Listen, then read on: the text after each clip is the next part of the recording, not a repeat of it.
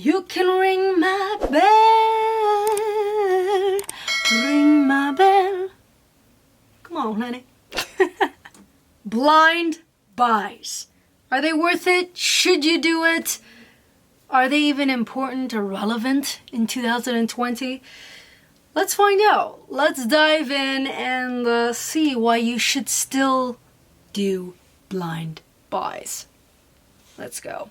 Vinyl Guru, Vinyl Guru. Vinyl Guru.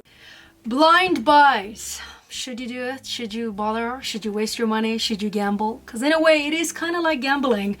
In the day now, in the golden age of streaming, Spotify, Apple, Tidal, whatever you use, a lot of people think that that's kind of like a dinosaur age of exploring music, because do you really need to blind buy it when 5 seconds from now you can kind of check it out and see what it's all about?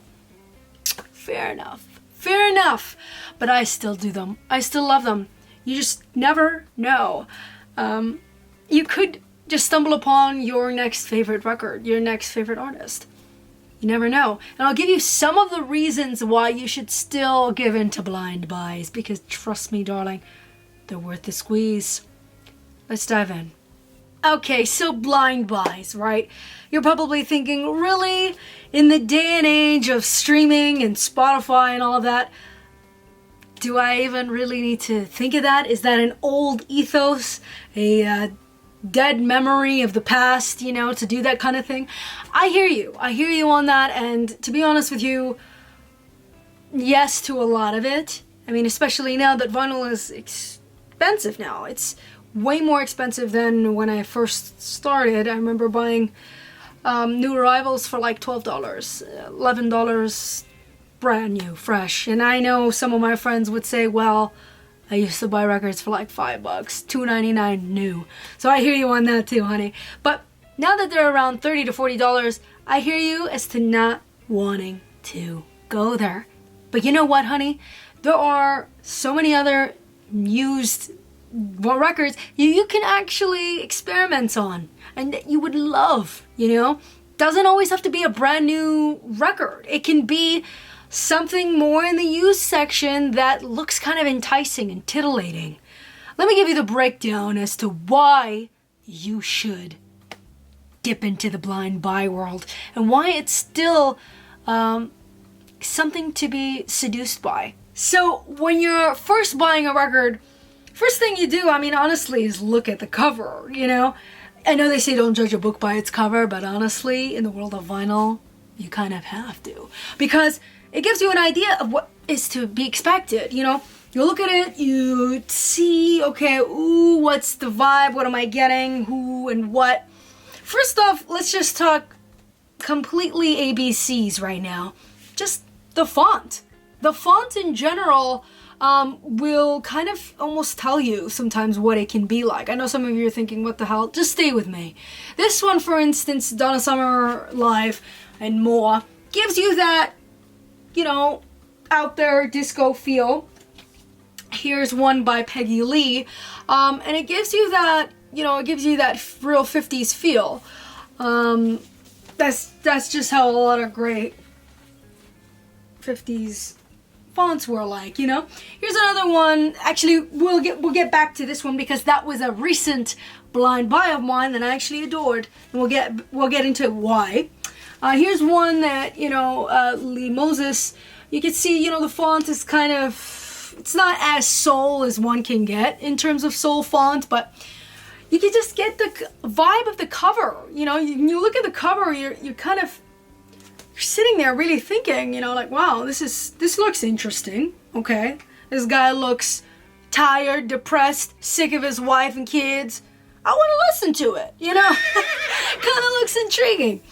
But the beautiful thing nowadays too is also hype stickers. See, this one has got an entire laundry list giving you the breakdown as to the what's what and why you should dive into Lee, you know, highlighting certain names like Gladys Knight, Jimi Hendrix, and such, because he's played for a lot of people. So that's another thing to look out for too when dipping into blind buys. look at the track list. If any of the track listings look familiar, if the songwriters look familiar, that's another thing. Reason number, what are we at, 3 or 4 now, is who produced the record. Sometimes you look at the producer and you're like, oh, I know that producer. He's produced and mixed some killer records. That'll really entice you.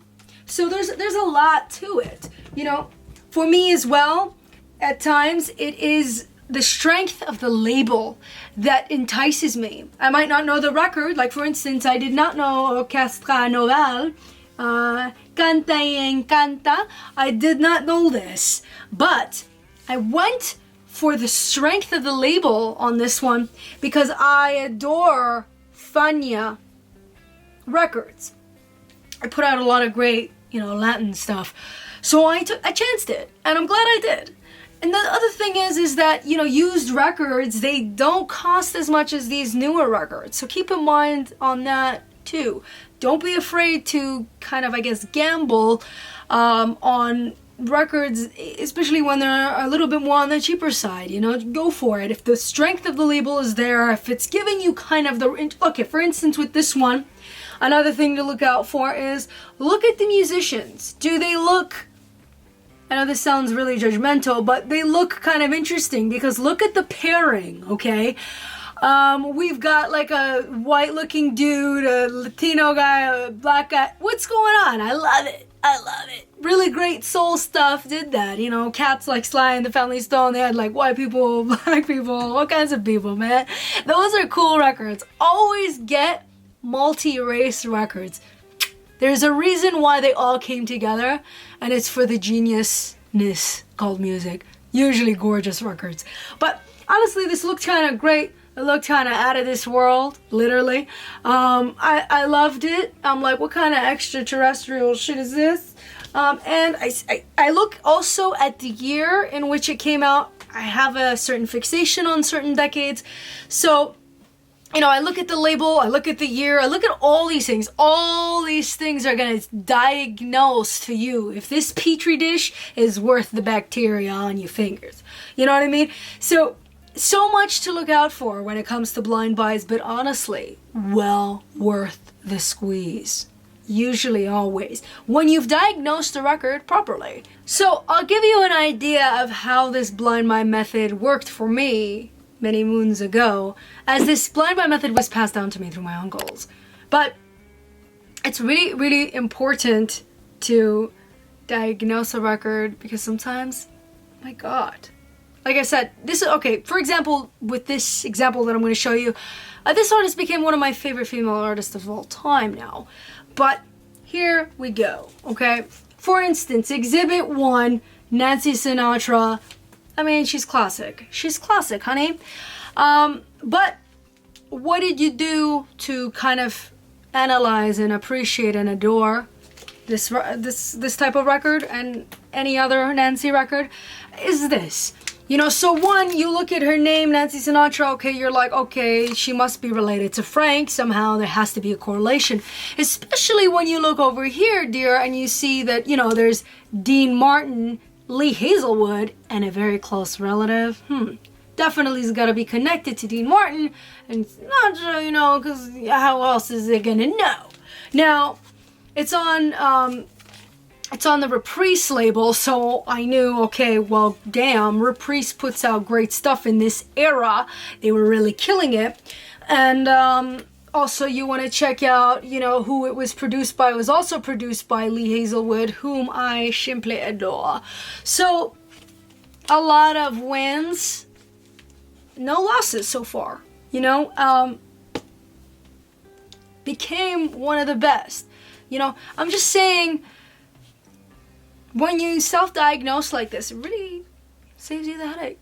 It really gives you a perspective of what you're looking into. So you're not walking in like, oh my gosh, this ended up being a bluegrass record and I listened to classic rock or something, The thing is, in certain genres of music, knowing who's on the record is very important. Like, especially certain genres like jazz, in the world of jazz, oh my gosh, so much cross-contamination is happening with the different players that if you follow certain players and you know that they're on that record, you almost have to get it because you just love that, you love that player. You know, so it's kind of important to, when you're into somebody, to, I guess, in a way, follow their work so that you know kind of what to walk into. And if you're not, but you stumble upon it, hey, I guess there it is. But that kind of stuff can help you discover great things too, is to just know who's on the record. So there's a lot of cross-contamination in different genres. There's no denying that, honey. Well, I hope that this video gave you a little bit more confidence to want to go the blind buy route, honey. You just never know what you've got in your hands until you kind of know. There's so many things to do. As a recap, what is it? The year, the label, who's playing, the producers, what instruments are even on there too. Sometimes, depending on what the instruments are, when you look in the back, you're like, oh shoot, flute. Interesting, you know? Just the instruments too can kind of give you an idea of what the music is to entail. I mean, there's so many ways to look at it, but as long as you do look at it and consider it, that's all I ask in this video. Anyways, blind buys, gorgeous times, keep on sprinting, baby. Toodaloo. Woo! That was a fun one. Going in blind.